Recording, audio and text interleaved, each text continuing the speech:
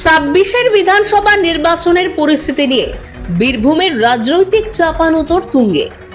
Vote পরবর্তী হিংসায় আক্রান্ত দলীয় কর্মী সমর্থকদের পাশে দাঁড়াতে ময়দানে নেমেছে তৃণমূল কংগ্রেসের একটি প্রতিনিধি দল।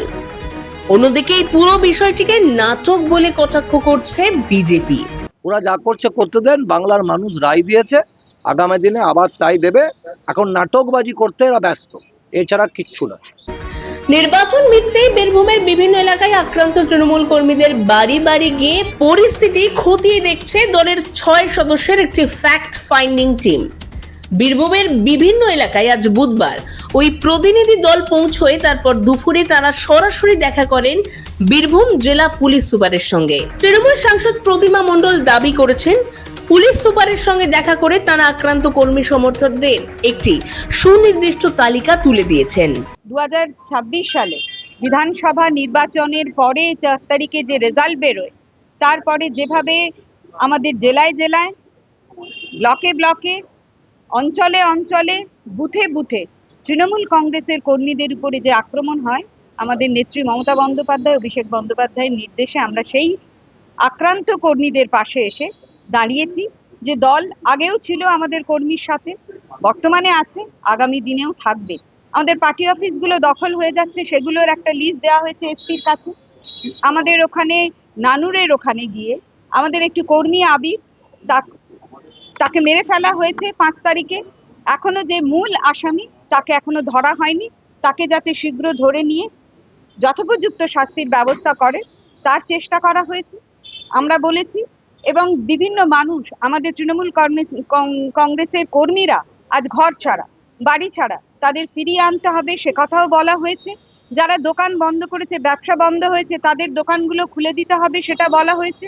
যারা ক্ষেতের ফসল কাটতে পারছে না, তাদেরও যাতে ক্ষেতের ফসল কাটতে পারে তার ব্যবস্থা করবার কথা বলা হয়েছে।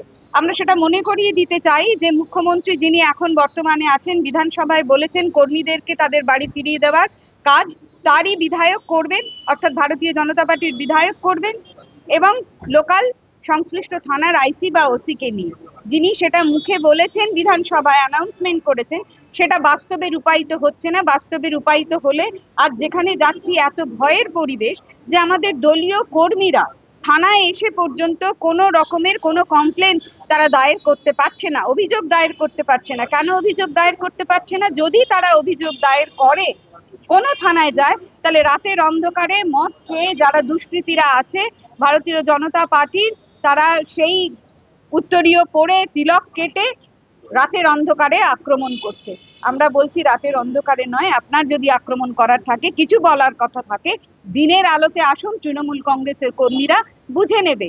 তৃণমূল কংগ্রেসের কর্মীরা এখনো আছে, দলের কর্মী, নেত্রী রাস্তায় নামছেন কাল থেকে, আমরাও রাস্তায় নামবো। যদি আমাদের দলীয় কর্মীরা বাড়ি ফিরতে না পারে, যদি আমাদের দলীয় অফিস আমাদের তৃণমূল কংগ্রেসের হাতে ফেরত না দেওয়া হয়, কারণ দলীয় অফিস হলো আমাদের কাছে ধর্মের মতো প্রতিষ্ঠান। যেমন গুরুদ্বারা, মসজিদ, চার্চ, মন্দির যেমন ধর্মের মানুষের কাছে এক শক্তিস্থল, দলীয় কর্মীদের কাছেও কিন্তু এই শক্তির উৎসই হচ্ছে আমাদের পার্টি অফিস। তাই আমরা সবটা বলেছি, যদি এর কোনো সুরাহা না হয় আজকের পরে, তাহলে কিন্তু আমাদের তৃণমূল কংগ্রেস পথে নামবে, রাস্তায় নামবে, যথোপযুক্তভাবে আইনি ব্যবস্থা নেবে, আমাদের কর্মীদের পাশে থাকবে এবং প্রতিরোধ আমরা দিকে দিকে, গ্রাম বাংলায়, প্রান্তরে প্রান্তরে ছড়িয়ে দেবে। এই ফ্যাক্ট ফাইন্ডিং টিমে সাংসদ প্রতিমা মণ্ডল ছাড়াও ছিলেন রাজ্যের প্রাক্তন মন্ত্রী বীরবাহা হাঁসদা এবং বীরভূমের 2 সাংসদ সামিরুল ইসলাম ও অসিত মাল। দলের তরফে স্পষ্ট জানানো হয়েছে, আক্রান্তরা যাতে দ্রুত সুবিচার পান এবং দোষীদের বিরুদ্ধে যাতে পুলিশ প্রশাসন যথোপযুক্ত ও কঠোর ব্যবস্থা গ্রহণ করে সেই দাবি তারা জানিয়েছেন। অন্যদিকে তৃণমূলের এই পদক্ষেপকে তীব্র ভাষায় আক্রমণ করেছে ভারতীয় জনতা পার্টি। বীরভূম সাংগঠনিক জেলার বিজেপি সহ সভাপতি দীপক দাস পাল্টা দাবি করে জানান, এবারের নির্বাচনের পর কোনো রাজনৈতিক হিংসার ঘটনা ঘটেনি। যদিও কোথাও কিছু হয়ে থাকে তার সম্পূর্ণ ব্যক্তিগত আক্রোশের জের, এর সঙ্গে রাজনীতির কোনো যোগ নেই।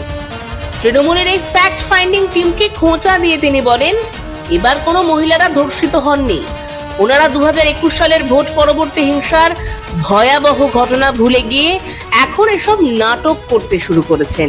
দেখুন, তৃণমূলের কি ফ্যাক্ট ফাইন্ডিং টিম এসেছিল সেটা আমি বলতে পারবো না ওদের ডিটেলস কি, তবে এটুকু বলতে পারি গত 21শে বিধানসভা নির্বাচনের পর যে পোস্টপল ভায়োলেন্স হয়েছিল সেখানে প্রায় 97 জন বিজেপি কর্মী পশ্চিমবাংলার বুকে নিধন হয়েছিল এবং প্রায় 70-এর ওপর রেপ হয়েছিল এবং সেটা নিয়ে সিবিআই তদন্ত হয়েছিল হাইকোর্টের কেসে, এখনও সেটা চলছে।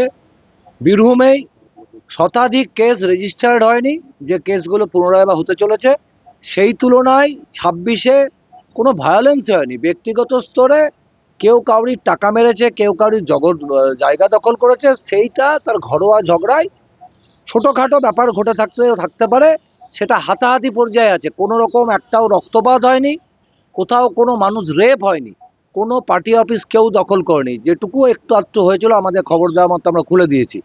21-এর ভায়োলেন্স যদি ওদেরকে ফেস করতে হতো, দলটা তো এমনি খুঁজে পাওয়া যেত না, তাহলে তো কপ্পুর হয়ে যেত। কে ফ্যাক্ট আর কিসের ফাইন্ডিং, এটাই তো অবাস্তব ব্যাপার।